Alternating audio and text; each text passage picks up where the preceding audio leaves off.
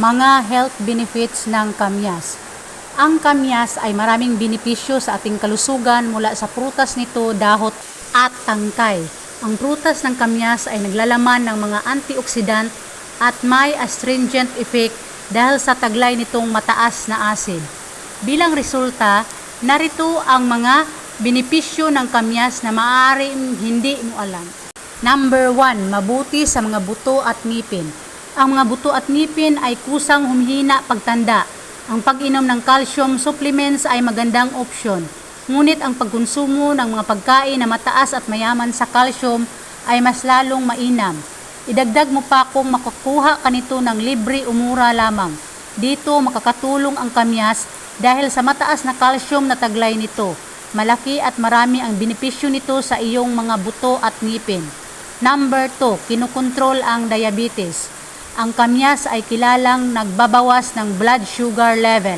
Maaari mong gawing juice ang bunga ng kamyas. Maaari mo din itong pakuluan sa isang tasa ng tubig hanggang mag-evaporate ang kalahati ng tubig at pagkatapos ay masahin. I-drain ang mas kamyas at inumin ang juice nito ng 2 beses kada araw. Sunod, panglunas sa obesity. Ang kamyas ay ginagamit bilang traditional medicine sa India bilang pangkontrol sa obesity. Ang nilalaman ng kamyas na mga anti-hyperlipidemic agent ay nakatutulong sa pagbabawas ng timbang. Sunod, antibiotic.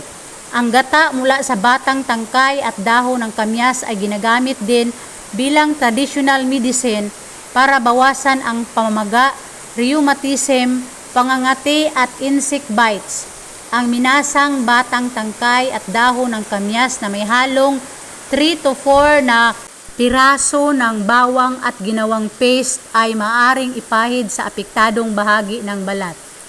Ito ay makatulong para ibsan ang mga kondisyon sa balat na unang nabanggit. Sunod, kinukontrol ang high blood o hypertension.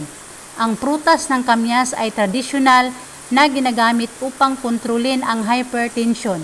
Ito ay pinakukuluan sa 3 tasa ng tubig hanggang sa mag-evaporate ang kalahati ng tubig at saka pinapainom kapag lumamig ng unti ang ginawang juice. Para sa mainam na resulta, inirekomenda na inumin ito kada umaga.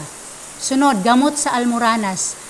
Ang almoranas ay ang pamamaga ng mga ugat sa bandang puwitan na nagdudulot ng kirot, pagkairita at minsan ay pagdurugo. Ang dahon ng kamyas na ginawang tsaa ay mainam para sa mga taong dumaranas ng nakakahiya at masakit na almoranas.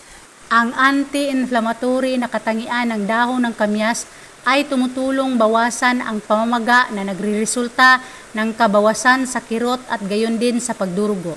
Sunod, lunas sa lagnat at sipon. Ang dekoksyon ng kamyas ay matagal ng panahong ginagamit bilang lunas sa lagnat. Ang mataas na vitamin C ng kamyas ay tumutulong din ibsan ang ubo at sipon. Pinalalakas nito ang immune system ng katawan. Sunod, para sa makirot na mga muscles. Ang dinikdik na dahon ng kamyas at ginawang paste ay maaaring makalunas sa makirot na mga muscle sa pamamagitan ng pagtapal ng paste sa apektadong bahagi. Hindi gaya ng mga painkiller at anti-inflammatory na gamot. Ang paste ng dinikdik na dahon ng kamyas ay walang side effect. Sunod, panlunas sa allergies. Ang allergy ay sanhi ng hypersensitivity ng immune system ng katawan mula sa iba't ibang bagay na nasa labas ng katawan gaya ng pagkain, hangin, gamot at iba pa. Ang regular na pag-inom sa juice ng kamyas ay makatutulong ibsan ang mga allergy ng nararanasan. Sunod, lunas sa makirot na joints o kasukasuan. Isa pang benepisyo ng dahon ng kamyas na ginawang paste ay mabisa itong lunas sa namamaga at masakit na mga kasukasuan dahil sa taglay nitong analgesic at anti-inflammatory na katangian. Ang tsaa ng dahon ng kamyas ay may pareho ding positibong epekto sa mga kasukasuan kapag iyong iniinom.